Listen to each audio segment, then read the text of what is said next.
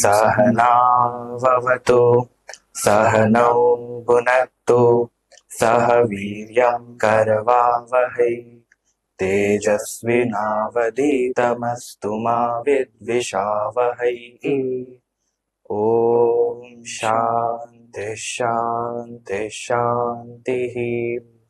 वसुदेवसुतं देवं कंसचाणूरमर्दनं देवकी परमानन्दं कृष्णं वन्दे जगद्गुरुं समस्तजनकल्याणे निरतं करुणामयं नमामि चिन्मयं देवं सद्गुरुं ब्रह्मविद्वरं सद्गुरुं ब्रह्मविद्वरम्। Hari Om, Pranams and Suswagatam. A very warm welcome to the 11th session of Gita Alive. Today we have a very special guest with us here, Swami Swatmananda. And in this series of Gita Alive, every month we explore one new concept from the Bhagavad Gita, especially which is relevant to the youth of today and how can it be practically applied to our daily lives. So, Namaste, my name is Soumil Sethna.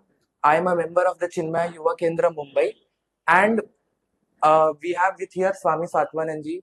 Swamiji was completed his Vedant course in the year 2000 and has been serving Chinmaya Mission Mumbai ever since. He has a very unique way of making spirituality relevant to people of all age groups, right from toddlers to elders.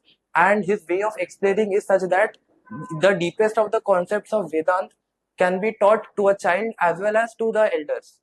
So, without any further ado, we would like to dive straight in the topic. Welcome, Swamiji. Hari Om, Swami. The topic for today is about exploring God. Ever since humanity is born, after the basic necessities are fulfilled, man has this question of does God exist? What is God? Where can one find God? Such questions have been troubling humanities ever since. And in this land of Bharat especially, many great thinkers, many great sages have come and they have pondered upon this question. And Bhagwan Krishna in his Bhagavad Gita has answered these questions beautifully. So today we will be exploring how Bhagavad Gita answers these questions. So diving straight into the topic, does God exist? The biggest question. Or is it just a concept which is created by humans for their own personal belief that to suppress our own inner fears? So does God exist? From Vedantic standpoint, if we have to answer, what exists is God. Because God is not some particular being or a form. God is the very state of existence which is the source of everything. And so, this understanding if we have, see, it is natural to question this because human being is having an intellect and one wants to think and one has that ability to ponder over one always thinks, what is the source of all this? The whole creation came from where? And it is true that many people think that God is only a concept created by some human beings to control the society, to bring fear into the minds of people, to make them act in a certain way, to make them conform to certain religious practices. But we should go by logic and understand, especially our Vedic Dharma is so beautiful and explicitly clear about the cause of the whole creation. So, Gurudev used to explain to us beautifully through the laws of cause and effect. And cause and effect, everybody will accept and understand, even then atheist will accept that because that is how the logic functions. So, if there is an effect, there has to be a cause, right? Right. Can there be some effect which has no cause? From nothing can something be produced? No. So when we understand that every effect has to have a cause, if such a massive universe we are seeing, it would not have been produced from nothing. Right. And what do we see here? We see a lot of sophistication in this creation. So it is not some random creation. There is cause and effect functioning everywhere. So if there's an effect, there has to be a cause. If there is this creation, there has to be a cause of the creation. Now somebody will say, okay, just because there's a cause of creation, then you can't say it is God. We believe in science. We believe in what is perceptible, what is provable. So we say that 5 elements are the cause of this creation. Space, air, fire, water, earth. No doubt, 5 elements are the cause of the creation. And Vedanta, Gita also says that that is the material cause of the creation. So in the 7th chapter of the Gita, Bhagavan says, Bhumi rapo nalo vayu kham mano buddhire vacha ahankara iti yamme bhinna prakriti rashtadha. This whole creation made up of 5 elements. And these 5 elements, do you think that by themselves they can come and create life? Because they are inert. How do they create life? Even now there is a project called Mirror of Life, which has been going on for many decades, where they are trying to see how to combine these inert elements in a certain combination that life can be created. And they have not succeeded. And even if they succeed, what will happen?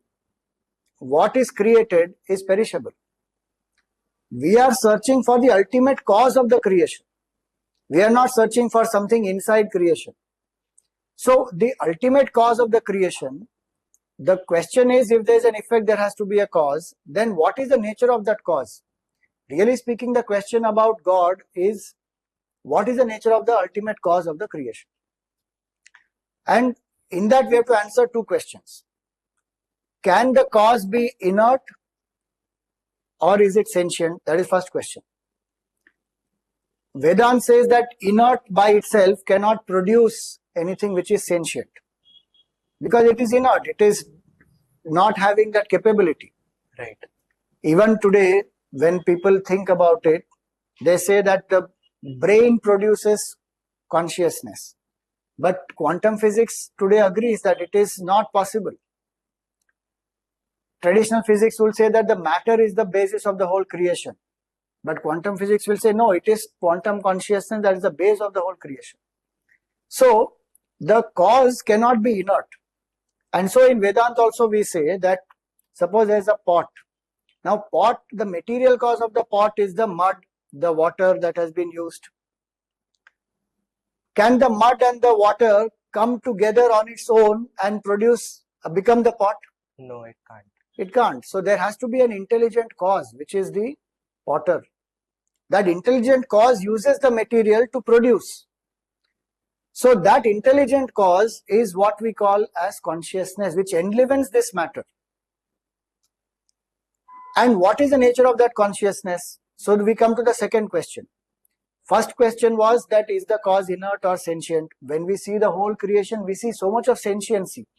And inert cannot produce sentient. The brain cannot produce mind. The hardware cannot produce the software by itself. There has to be a separate software that is using the hardware. Same way, the sentient is that which is consciousness. So we say in Vedanta that it is God. When we say it is state of consciousness. God is not a person. God is not an effect. God is the ultimate cause. And so we say in Vedanta, especially in the Gita again, 7th chapter, Bhagavan says, Aham Kritsnasya Jagataha Prabhava Pralayasthatha. I am that consciousness which is the source of the whole creation, in which the creation stays, into which it goes back.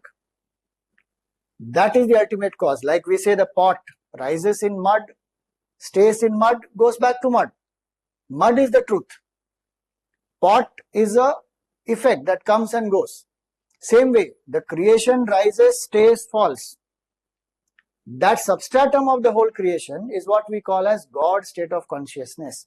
And so the second question is that cause finite or infinite? First question was, is the cause inert or sentient? We come to see that it has to be sentient, it has to be consciousness, because everything around is having sentiency. So many things are having sentiency, and Today, science also goes to the level of saying that matter is not inert. Yes. The double slit experiment that has been done, how does that particle know that it is being observed? When it is not being observed, there is a different pattern that it forms when the particles are being sent through two holes. And when a camera is put there, the whole pattern changes. So that means that there is sentiency somewhere. Now, that consciousness is what pervades the whole creation. So apparently things are divided as inert and sentient. But there is nothing called inert in that sense. It is only limitation of our senses that we think certain things are inert, as well as a limitation of the equipment. Certain inert things don't have a mind, so they don't express life as you and I express. But there is sentience even there. It exists. That existence itself is consciousness. So when we understand this, then the second question is that consciousness, is that cause finite or infinite? Now obviously it cannot be finite, because anything finite is perishable. Anything finite cannot be the cause of this whole creation. And so this whole creation, when we see space-wise, time-wise, object-wise, it is infinite. That which is infinite, if the effect is infinite, how can the cause be finite? So cause has to be infinite. Hence we say that God is that which is the ultimate cause, the causeless cause of the whole creation. Beyond space, beyond time, beyond causation. Now when we think like that, then we think God must be some abstract entity. Yes. But Gurudev would always explain, if there is an effect, there is a cause. So we understood if the world is there, there has to be a cause. And that cause is not a finite cause, that cause is not a inert cause. It is infinite and it is consciousness. Now what is that? So where is that? So Gurudev would say, cause itself in another form is the effect. Consciousness itself in another form is this whole creation. And so we say that consciousness is not somewhere out there, abstract. It is everywhere, all pervasive. And that's why Bhagavan says that Matta Parataram Nanyat Kinchidasti Dhananjaya. There is nothing greater than me, O Dhananjaya. When he says nothing greater than me, he is not referring to his form as Krishna. He is referring to his nature as consciousness. And he says, gives a beautiful example. Mai sarvam idam protam sutre manigana iva. Everything is pervading. I pervade everything. How? Like the thread pervades all the different pearls in the necklace. Sutre manigana iva. The size, the shape, the color of the pearls can be different, but the thread running through all of them is the same. Do you feel you exist? Do you feel in your heart that I am? Yes, I am. Or do you feel I am not? No, I don't think anybody would even feel. Exactly. Nobody can feel I am not. It's a challenge. Any youngster, we give them the challenge. The challenge is non-existence challenge. Hashtag non-existence challenge. Take up that challenge, and if you do that challenge, you will set a Guinness Book of World Record. What is that challenge? Experience your own absence. It is impossible. Nobody can experience their own absence completely. No, Swamiji, in deep sleep I am not present. Somebody has to be there to know that there was nothing there. When you wake up, you are able to infer. That means there was you, the entity. It is not possible. So each of us, we feel I exist, I am aware. And that awareness is infinite. There is no boundary in that. We have a body, mind, intellect. My body, mind, intellect is different. Yours is different. A plant, bird, animal, everybody's BMI is different. But one life pervades all of them. That one life is consciousness, and that infinite state of consciousness remains whether the body is there or not there, mind is there or not there. In fact, it is that because of which body, mind, intellect functions. So if one asks, does God exist? Then we say, yes, God exists, and that existence is God. And that existence is imperishable. The form will come and go. Like the water is imperishable. Waves will rise and fall, but nothing happens to water. Mud is imperishable. The pot, the pitcher, the cup, the saucer, those forms come and go. So that infinite state of consciousness is God, and that God is experienced by everybody. It's the true nature of everyone. And that's what Vedanta is saying, that not only God exists, God is existence, and you are that. That's the beautiful part of Vedanta, to say that you are that infinite consciousness. Why are you thinking of yourself as this body? And which is what Bhagavan told Arjun, that you are imperishable. You are unborn. Avinashitu tad vidhi yena sarvam idam tatam. Know that to be infinite and imperishable, by which all this is pervaded. Vinasham avyayasya nakaschit kartum arhasi. No, nothing can destroy that. It is most pure, the most divine, infinite, beyond all forms of destruction. And so does God definitely exist. And lot of different reasons can be given. One is this cause and effect that we see. Second is, you think about it, how is it that you and I are getting the results of our karma? If there is a system of karma again is cause and effect. Karma is the cause, karma phala is the effect. If karma you do, you are getting certain results. If there is a system which is there, does the existence of the system prove to us that there is no system creator, or does it prove to us that there is a system creator? It proves that there is some system creator. There is a system creator, right? The laws of this universe are there. If there are so many laws, gravity and electromagnetism and radiation and so many different laws which are there, internal laws are the laws of karma, external laws, internal laws, so there has to be an intelligent lawmaker. Laws don't come into existence on their own. So Vedanta again says that when we look around, every single jiva is getting the results of their karma. How is that possible? Without the existence of an intelligent lawmaker. So that way there are different ways to understand that God definitely exists. And whatever we see, in fact, is nothing but an appearance of the divine. So if somebody says that, show me God, what you are seeing is God. Just that we are not seeing it rightly. We are seeing it as matter. I can see the wave and see it as water, or I can see just the form of the wave and miss out the water. Gurudev used to say, the gold ornament. I can see the gold ornament as a ring and a bangle and an anklet, and I can totally miss out the gold.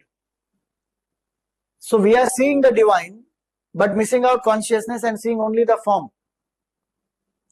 And that's why beautifully Gurudev said, how far is the gold from the ornaments? How far is the mud from the pots? How far is the waker from the dreamer? So far are you from God. Meaning you are that one infinite consciousness. So one may start with the question that does God exist, but it will lead one to the realization that I am that infinite consciousness. That's the beauty of Sanatana Dharma and the Gita. A very insightful example, and also the example which Gurudev used to give of gold. It is somewhere it satisfies the intellectual thirst which we have, and it answers the question to a much greater extent. Now, having understood that the consciousness is the substratum of all things, and it is just appearing as different names and forms. But today we have various forms of God. So why are there so many forms of God? Is there one God or is there many God? Because I personally, I cannot see everything as God. I see God in that idol which we have.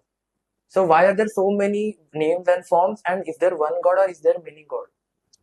See, when we understand God as a state of consciousness, that's why Gurudev always used this as God state of consciousness. I love that expression of Gurudev, because the moment you hear that God state of consciousness, it removes all the wrong notions about God as only being limited to some form, name, qualities.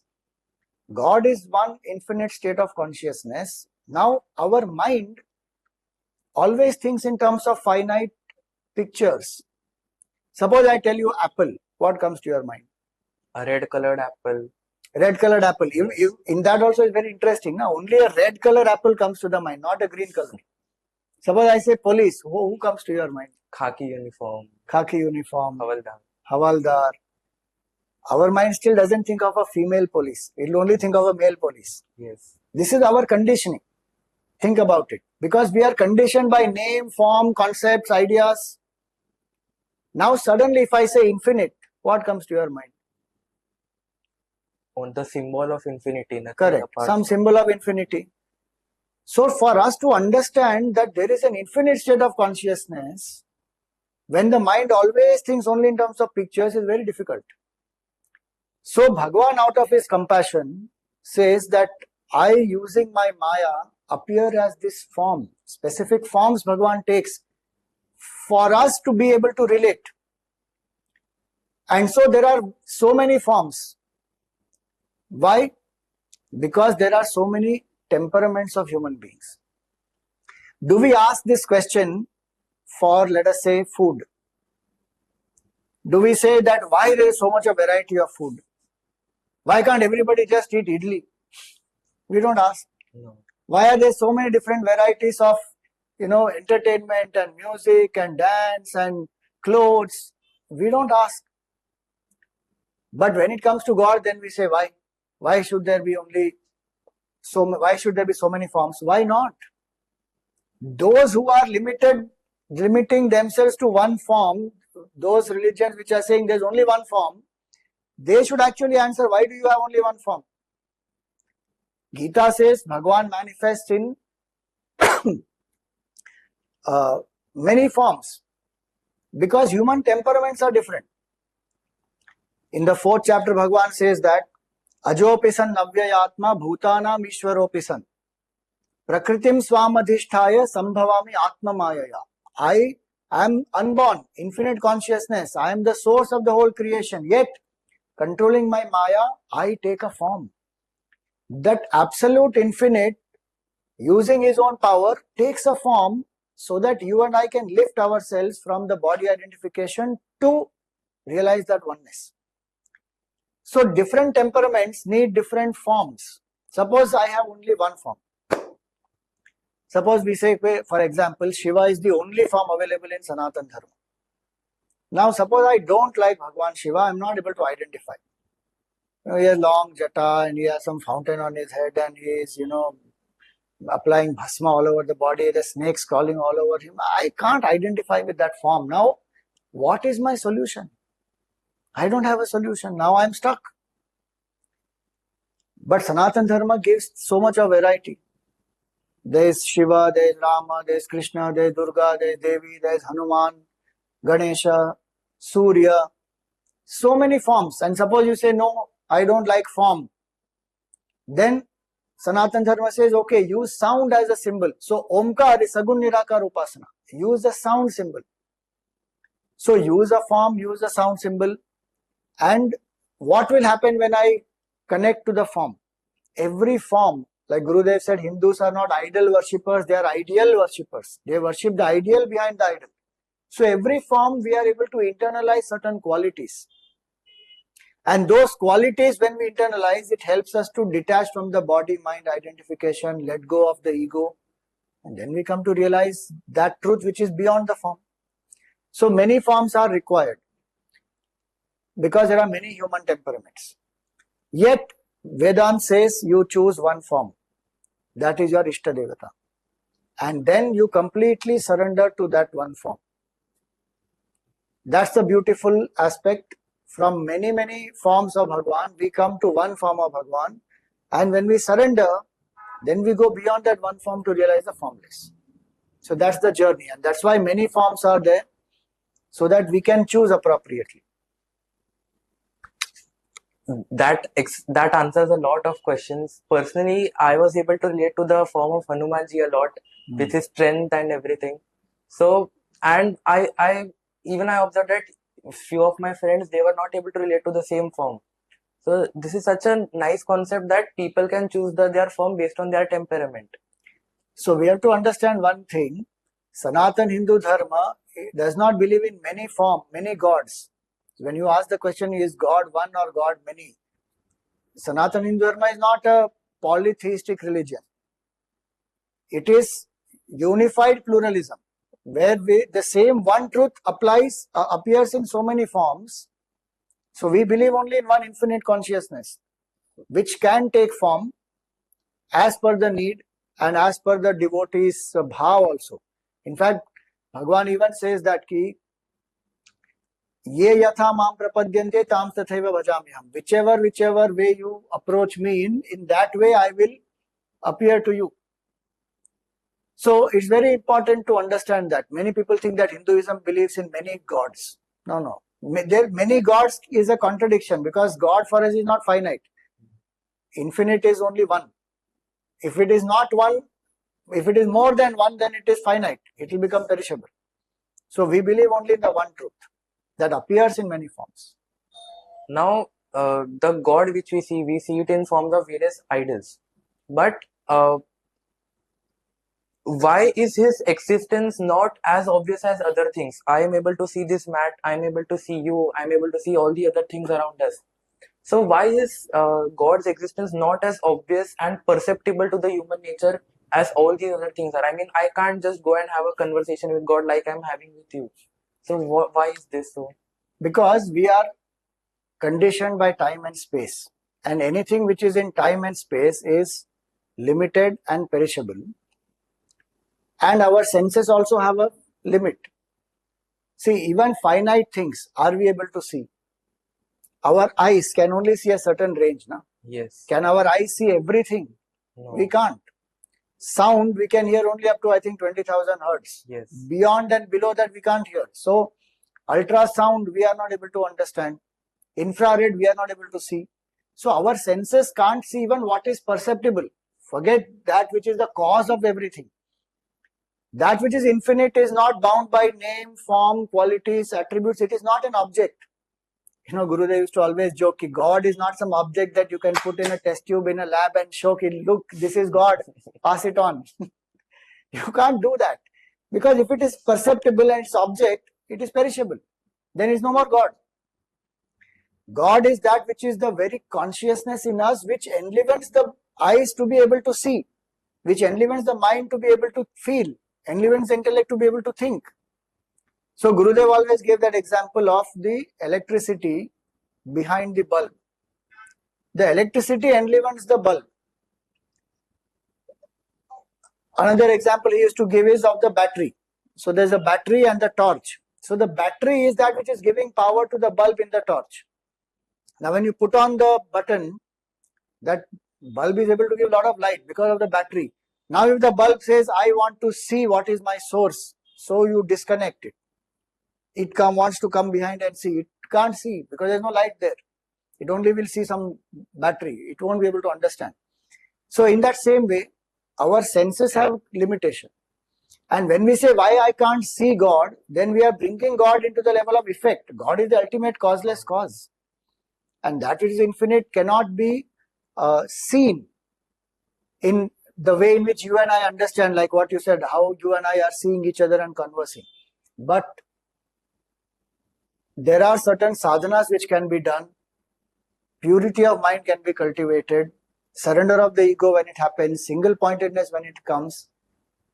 Darshan of Ishvara happens. So it is not true that you can't see God. You can't see God as how you see any other object. But you can definitely experience the divine. So many saints and Mahatmas have had darshan of Bhagavan. It is not their imagination. What they have experienced, that purity of mind, lifts that mind to such levels that supreme consciousness appears in that form which they are worshipping. Some of them don't even know the form of Bhagavan, and Bhagavan manifests in that form in front of them. Suppose they, like a Ganak Rishi has been chanting Gam, Gam, Gam, Gam, Gam. The form of Bhagavan Ganesha which will appear, he sees that form. So mantras have that power, sadhanas can be done, Bhagavan's kripa happens. So darshan of Bhagavan is possible. That requires high level of purity of mind.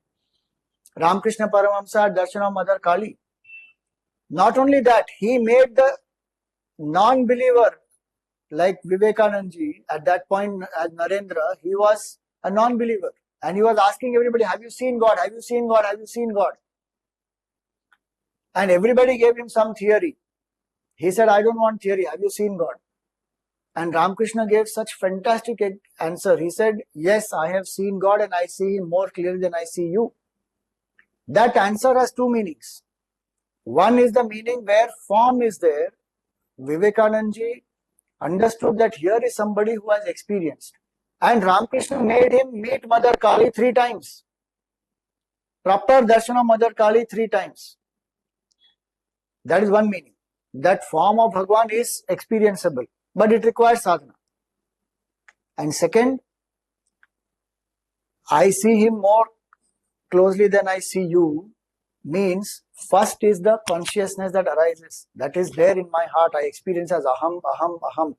Then I perceive the idam, this whole world. And so 13th chapter of the Gita says that Bhagwan or God is the observer in us, is the consciousness in us, which we call as kshetrajna. Idam shariram kaunteya kshetram ityabhidhiyate. This body, mind, intellect, this is called as the field. And the knower of this is called as the consciousness. Kshetrajna iti tadvidaha. Etad yo veti tam prahu. One who knows this BMI is called as the consciousness. And so for us, God is that which is beyond object, beyond the subject, Mr. So-and-so, is the absolute awareness, and which today quantum physics says the ultimate observer, who will never become the observed. The ego also is observed, mind is observed, body is observed, objects are observed. So these are effects, but the ultimate observer who never becomes observed, Drugeva natu drishyate, says Vidyaranya Swami in Drigdasya Vivek. It is only the seer, it will never become the seen. The ultimate seer is consciousness, that is God. Having understood that God is the ultimate seer and all things are just merely a manifestation, why not the creator just step in and solve the various problems which we are facing today? Personally, when we see people suffering, we feel that somehow we want to uplift them or we want to for them to do better. There is so much suffering all around us, wars, terrorisms and whatnot.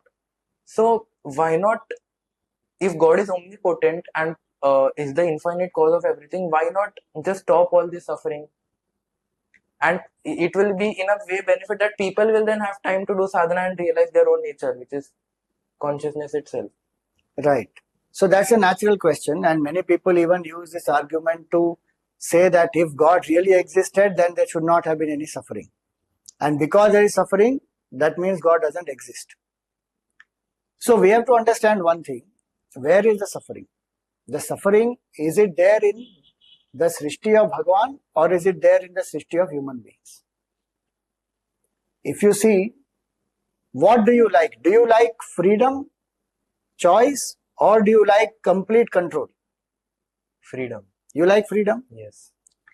Do you think human being has freedom?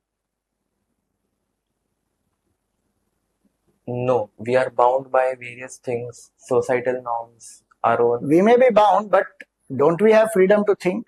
Don't we have the freedom to believe? Don't we have Yes. freedom to do action? Right now you chose to come here or not. Yes.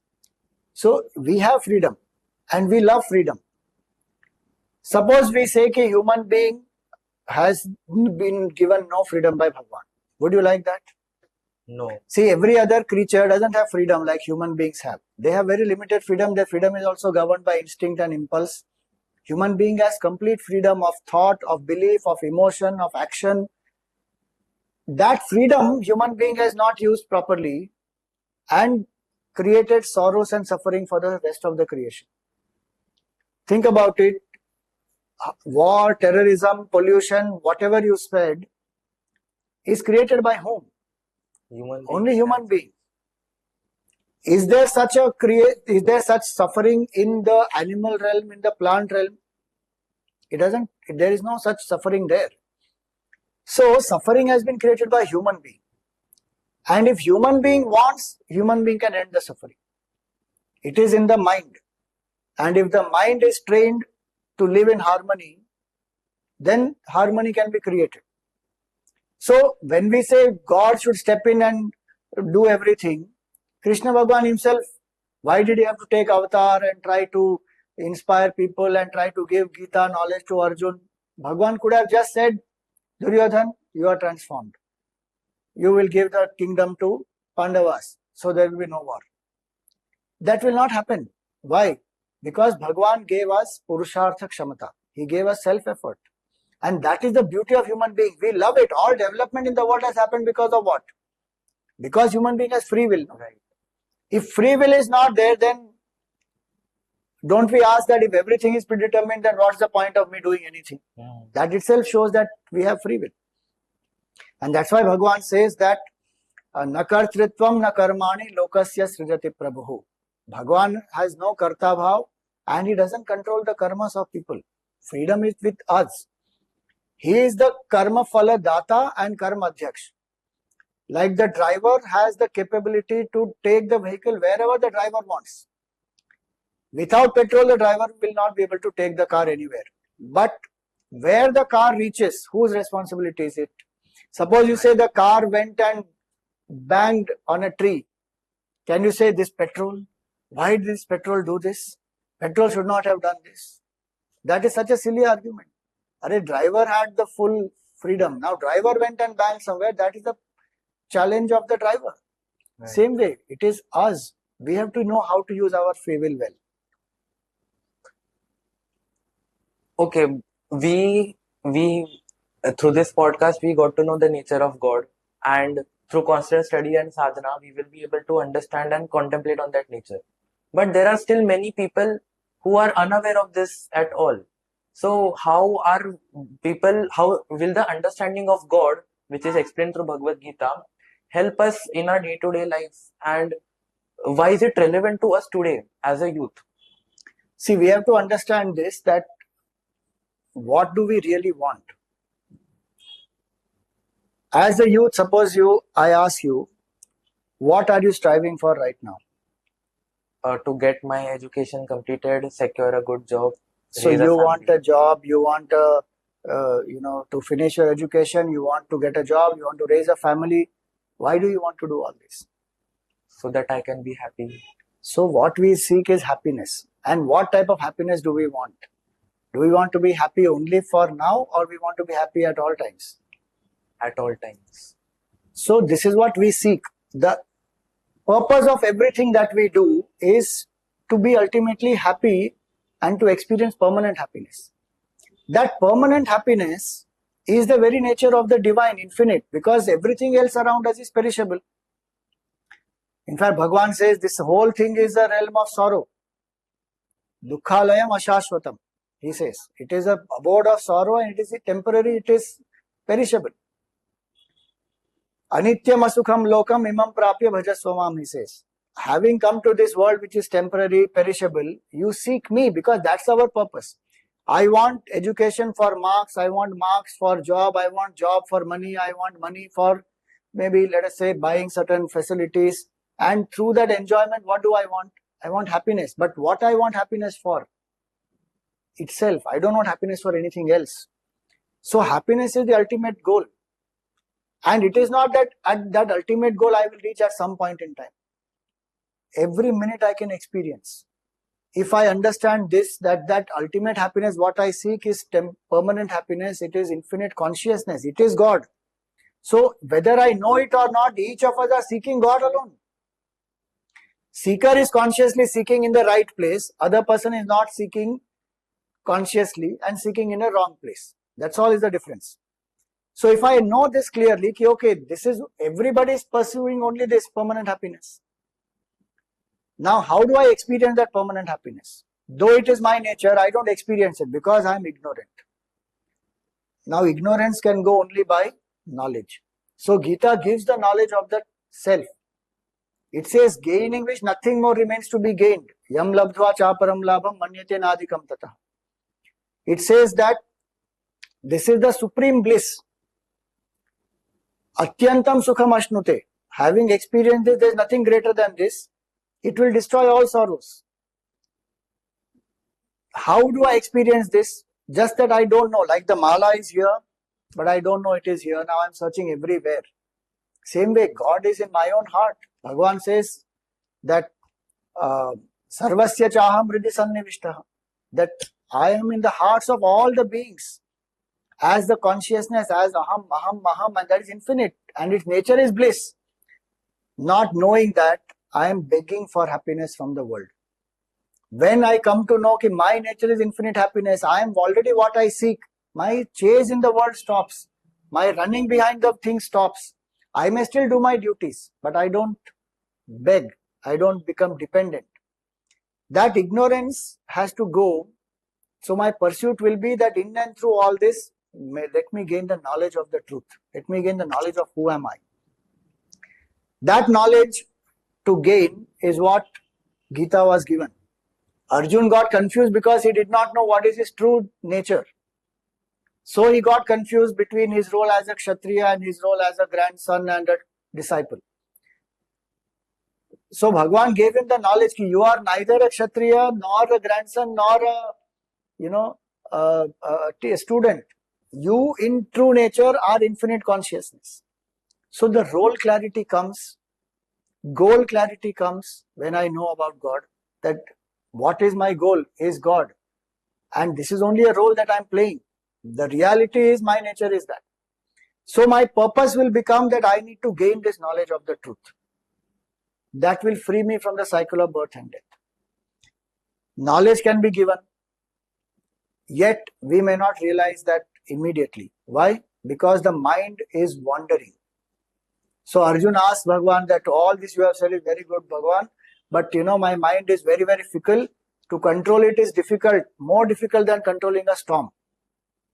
So Bhagwan says, no doubt it is difficult, but it will come to you, it will come into your control by Abhyas and Vairagya. And Abhyasa there he means single pointedness. So second purpose is this. First purpose of understanding God is to know that that's what I truly seek. And these are only roles. Second is, using the forms of Bhagwan, I can do upasana, I can meditate, I can build a relationship with the divine, I can make the mind single pointed. And I anchor, like you said, Hanumanji you love, and Hanumanji brings you so much of strength. You feel so empowered. Same way the devotee remembers Bhagwan, and even in the most difficult times, the anchoring is there, strength is there, peace is there, clarity is there, resilience one finds, happiness one finds, just in doing japa of Bhagwan, name of Bhagwan. So Bhagwan says, yo yo yam yam tanum bhakta shraddhaya architum ichchati shraddhaya architum ichchasi tasya tasya chalam shraddham tameva vidadhamyaham. Whichever form the devotee worships me in that form, I bless him with more shraddha. So Bhagwan, when I understand, build a relationship with the form, then one can remember Bhagwan. Make the mind single pointed. And Bhagwan doesn't want elaborate rituals, etc. If one is able to do puja, japa, etc. beautifully, nothing wrong with that. But suppose one says, I don't know. Bhagwan says, even one flower, one leaf, one drop of water, one fruit is enough. Patram pushpam phalam toyam. Yome bhaktya prayachati. So emotions will develop, bhakti will develop, surrender of the ego will happen. Then the mind learns to relax. So much suffering is caused by ego. Bhakti is the solution for that. So much fear is because of our ego and our insecurities and many other challenges. Faith is that which is the solution. So knowing Bhagwan, building a bond with Bhagwan helps us to make the mind single pointed. And when we dedicate all our karmas to Bhagwan, then existing vasanas get exhausted, new vasanas don't get created. So I act with karma yoga spirit that Bhagwan put me in this role, let me do my best, and all this is an offering to Bhagwan. I am not here to please anybody, I am not here to boost my ego. Imagine what a light state of mind that is. I am here to do my duty and dedicate it to Bhagwan. I will do my best, leave the rest. So understanding of God can help me in Karma Yoga, in Bhakti Yoga, in Jnana Yoga. And if I apply all the three, I will live as an integrated individual. My BMI will be integrated and I can realize my absolute nature as permanent happiness. So God is the goal, God is the means. Without God, nothing is possible. That's why youth have to understand why God is required. Very true, and it is such a beautiful and mind-blowing concept that having this knowledge, we will be anchored, we will have goal clarity, role clarity, and Even soul clarity. right, even soul clarity, and we will be able to walk through life in such a steadfast way. And this knowledge is relevant to us today, youth, especially when we are at a time where we have the entire life ahead and we have to face it. Very true. So it is not a post-retirement plan, whereas it is the thing which is applicable here and now. Right. So this emphasizes the importance that we have to strive to attain this knowledge. Right. Before we open the questions for the audience, one last question for you. Your final message to everyone, the youth of today, from the Bhagavad Gita, which we can take away as the final motto of this session. So I will repeat what Sanjay says in the Gita in the 18th chapter, the last verse of 18th chapter, Yatra Yogeshwara Krishna, Yatra Partho Dhanudaraha, Tatra Shrihi Vijayo Bhutihi Dhruva Nitir Matir Mama. Where there is Yogeshwara Krishna, where a person has surrendered to the divine, and Dhanurdhar Parth, where a person is ready to act. So I am ready to do my duties anchored in the divine. There is success, fame, glory, prosperity, everything. Gita, in the same Gita, Bhagavan says the same point in the 8th chapter, where he says, Mam Anusmara Yudhyacha. Sanjay actually only repeated what Bhagavan said. Gita, 8th chapter, Bhagavan says, Mam Anusmara Yudhyacha. Remember me and fight, meaning remember me and do your duty. If we remember this much, ki I am divine and divinity is my true nature, anchored in that, I act. Everything will be provided. Nothing, we don't have to worry at all. We can live stress-free. We can live in happiness, love, peace, harmony. And so that's the final message of the Gita. Thank you. That is such a powerful message. Now the ball is in the court of the audience. Now, if you have any questions or you want to ask anything, you can raise your hand and you will be unmuted. And Swamiji can hear you and can enlighten you on enlighten all of us on that topic. So, if you have any question, please raise your hand. Again, Swamiji, thank you for your insightful words. I had a question. How can we perform our duties with faith when the outcome of our duties might not be how we want them? So the question is, how can we perform our duties with faith when we are uncertain of the outcome? The answer is actually in the question only. When we are uncertain of the outcome, that is why we have to have faith that whatever will be the result, Bhagwan's kripa, it has come. I accept it with prasada buddhi and it will be for the good. Because Bhagwan is the karma phala data. And we have to have that. That's why the knowledge also plays a big role. That when we understand this, that Bhagwan's nature is kindness and compassion. Bhagwan does not want any jiva to suffer. But if the jiva is doing certain karma, then the certain results will come. But the intent of Bhagwan is not to make the jiva suffer. So when we have the clarity of the nature of Bhagwan, Duryodhana did so many things. He even tried to capture Bhagwan. And Bhagwan showed him the Vishwarup. Before he showed to Arjun, Duryodhana and Dhritarashtra saw the Vishwarup.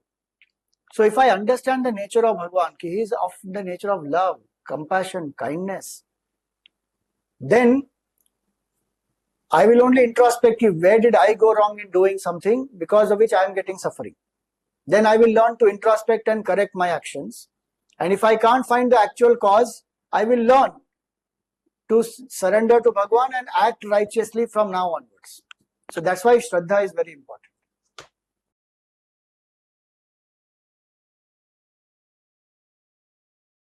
Namaste, Swamiji.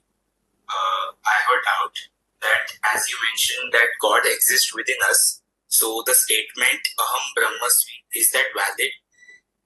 Yes, that is the statement which is telling us that God is our true nature. Aham Brahma Asmi. There the word Brahma does not mean Brahmaji as the creator. There the word Brahma means consciousness. And each of us are experiencing that consciousness in our heart as I am. We are adding adjectives to it, saying I am tall, I am dark, I am happy, I am sad.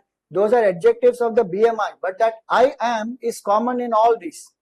that I am has no boundaries. It is infinite. That's why it is called Brahman. In fact, in the Gita, Bhagavan says that only. Aham Atma Gudakesha Sarva Bhutashaya Sthitaha.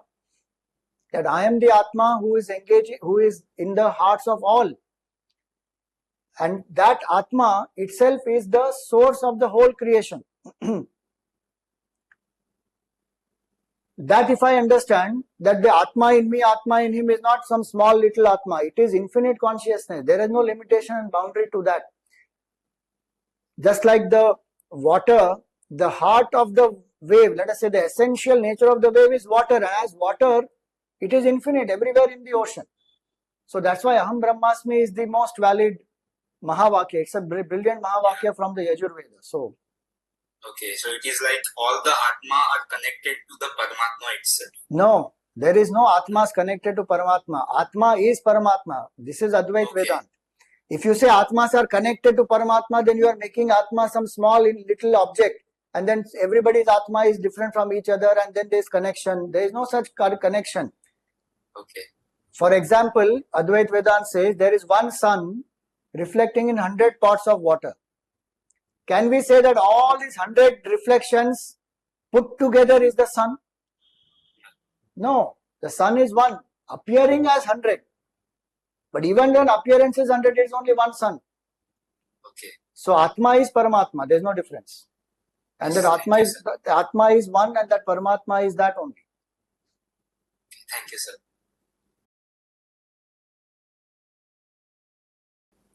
You can even put on their video if you like, if they like. Hari Om Swamiji, thank you for this very enlightening talk, and also thank you to the host. So my question is, many a times we need to make decisions, and out of 2 or 3 options, one is always a less popular option because it's harsher. So what would your advice be to the youth and also to young people generally, anyone actually, on how to make good decisions? See, Gita says in the 16th chapter, Bhagavan says that to know what is right and wrong, the valid means of praman is the Shastra. Jnatva Shastra Vidhanoktam Karma Kartum Iharhasi. That what does the scripture say? That what is right, what is wrong, based on universal values, based on your temperament, based on your roles in life, based on your swadharma. So many factors one has to consider, and what is the maximum good of people, what will help me to evolve and master my body, mind, intellect. All these factors I have to consider, and my decision should not be based on my likes and dislikes, raga and dvesha. So Arjun itself is the example of that, where Bhagavan tells Arjun that this is an unpleasant duty. He has to fight the war, he has to kill his own people. And Arjun says, why are you engaging me in this ghor karma? But Bhagavan explains to him that why you have to do your duty, niyatam kuru karmatvam.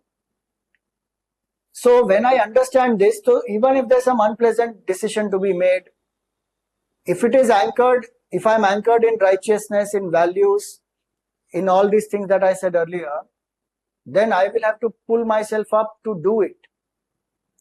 Because I understand that this is the noble path which will lead me to evolution, which is a path of Shreyas. If I choose a pleasant thing, it is pleasing in the beginning, but it will bring a lot of pain and sorrow eventually. If Arjuna had run away from the battlefield, he may have not been in the war, and he may have felt that I did the best by not taking part in the war, but he would have had a lot of guilt. He would have been having a lot of negative thought process afterwards to regret. So I should ask myself this, what is the decision making basis? Is it my likes and dislikes? Is it my ego? Or am I anchored in duties, in righteousness, in dharma? And whatever is dharma, however unpleasant it may be, if I do, then I will evolve. In fact, one of the meanings of the word dharma is that dharana dharma, that which upholds us, that which upholds our mind, which prevents our mind from falling down, which keeps our mind in a certain level, humane level, and helps us to rise to the divine. That is called dharma. So if that is clear to me, then even if it is unpleasant, I will be able to convince myself to do the task.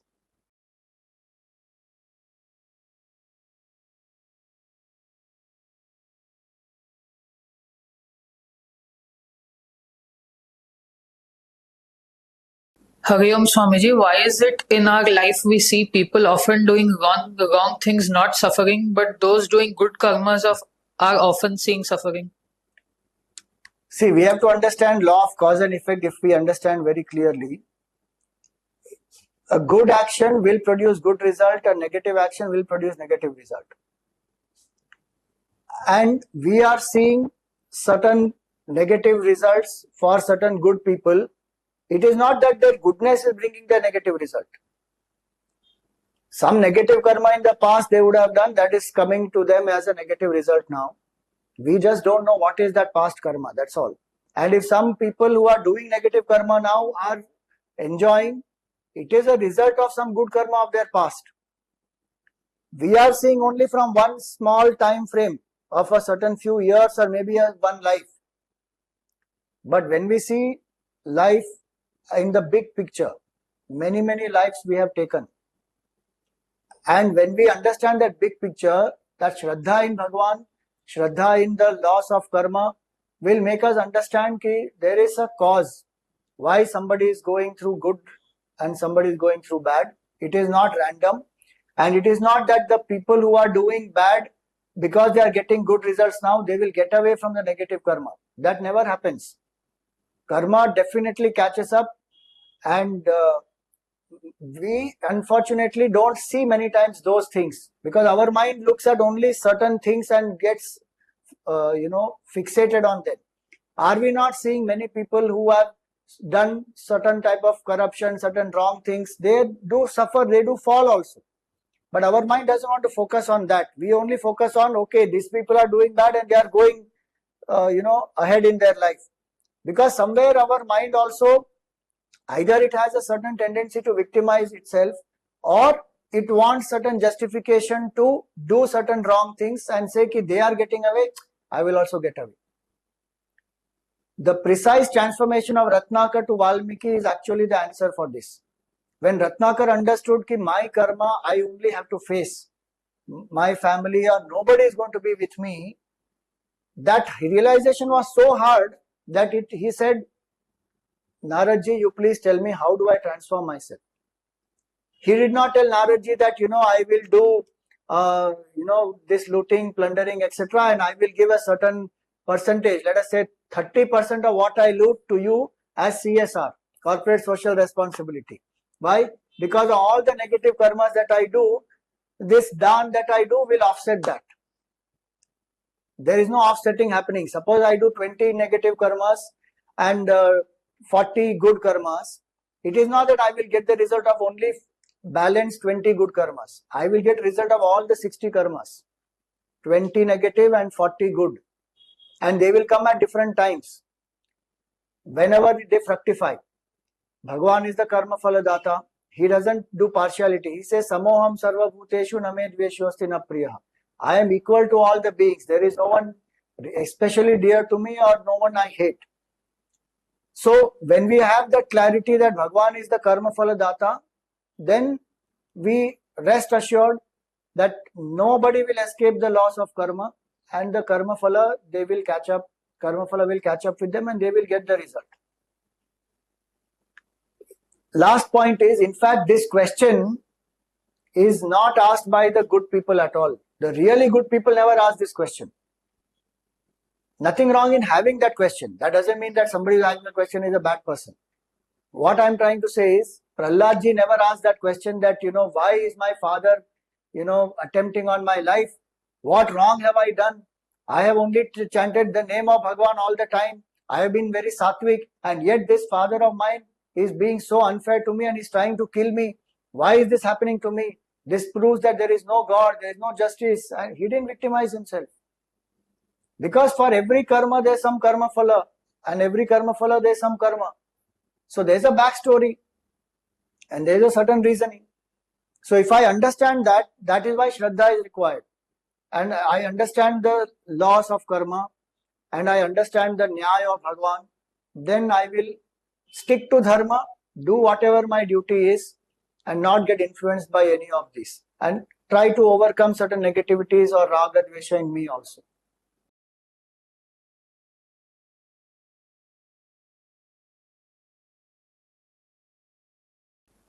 Done? Hari Om Swamiji, thank you for giving us the brief about how to live God. I just have one small question, Swamiji.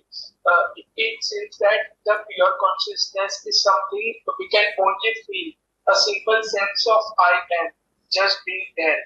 So, in this present day yoga, how can we keep our undercurrent so deep that on everyday basis we can feel that the Satchidananda is within us? So we have to understand that this awareness, first of all, I need to get clarity about what the nature of this is. Why is it my true nature? How is it my true nature? Second, I need to train myself. How Bhagavan said Abhyas and Vairagya, right?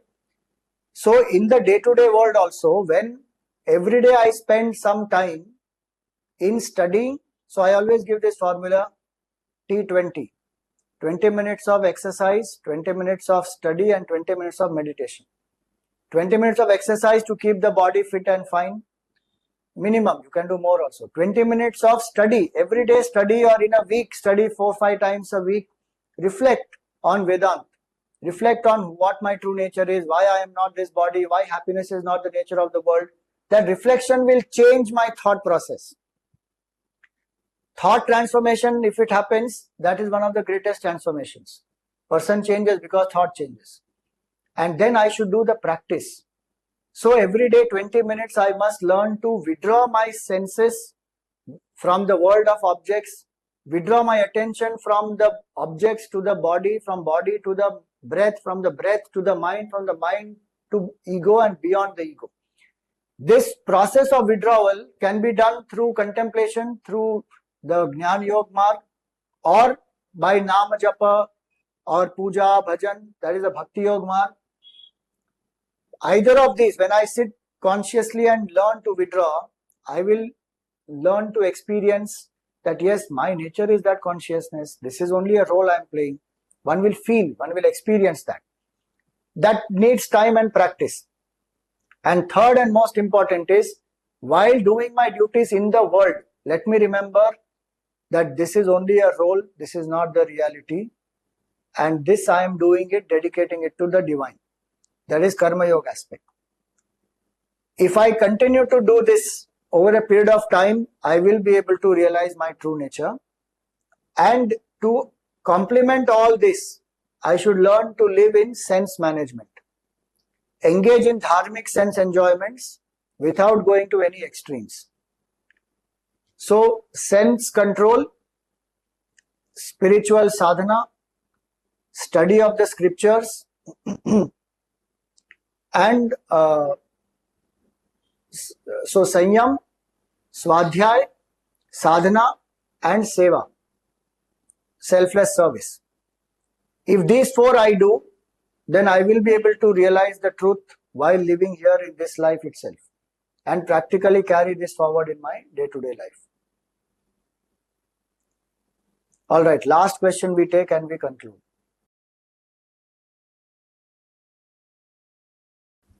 Hari Om Swamiji, if as the Bhagavad Gita states, only Brahman or Atman is the real and eternal, while the world is transient, and if all actions are performed by the gunas of Prakriti, then who is bound by karma? Who seeks liberation? And who ultimately attains moksha? If the doer itself is an illusion, for whom does the entire teaching of the Gita exist?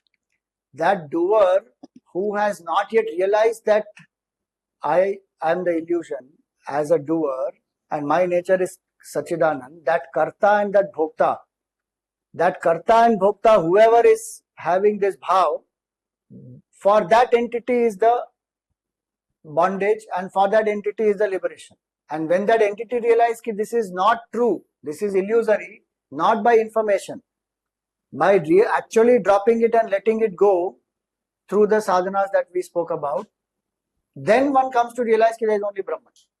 Till I don't realize that state, as long as I think I am a jiva, then definitely I need to do sadhana and I feel the bondage, so then I need liberation. If I drop this jiva bhav, then there is no question, there is nobody to ask that question. Thank you so much. Dhanyavad Swamiji. I'm sure with this session today, we all have gained much better clarity on what exactly is God, and from now on we will learn to ask the better questions. Instead of asking what is God, where is God, we will try to find him within us, and the steps which you have mentioned about sadhana seva, we will try to inculcate in our lives. So thank you very much for the session. And the youth of today, the one conclusion which I personally can take away from this session is, it is the most important time for us to learn this. And the Bhagavad Gita is such a beautiful text where Bhagwan Krishna has explained it so beautifully, and we all should take it up. And I personally will make it a habit to try and inculcate this in my life as well. And others of us, we can definitely try it. So thank you so much. Thank you, Soumil. It was wonderful to have this interaction, and thank you to all of you for joining us today. As the sessions are titled Gita Alive, so may Gita become alive for all of us. May we live, as Gurudev would say, Gita way of life. Gurudev's beautiful expression is, for the Arjuna disease, the Krishna cure is the Gita.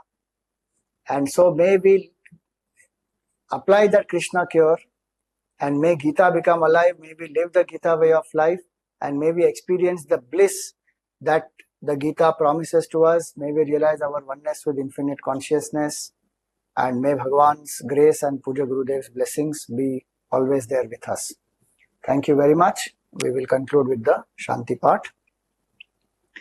Om Purnamada Purnamidam Purnat Purnamudachyate Purnasya Purnamadaya Purnamevavashishyate. Om Shanti Shanti Shanti. Hari Om Shri Gurubhyo Namaha. Hari Om.